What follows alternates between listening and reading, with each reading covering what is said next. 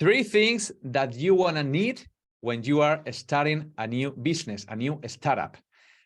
The main one is 100 happy clients. 100 clients that pay you for the service, for the SaaS, or whatever that you are gonna sell to them. The second one is a very good question. How can they love my product? How can they spend more time in my product? How can they be buying me every month, buying my service every month? And the third one, the third question is, how can they share my product with other people? How can they love my service so much that they can share with the people? So these are the 3 pillars that you have to focus on when you are starting your new business.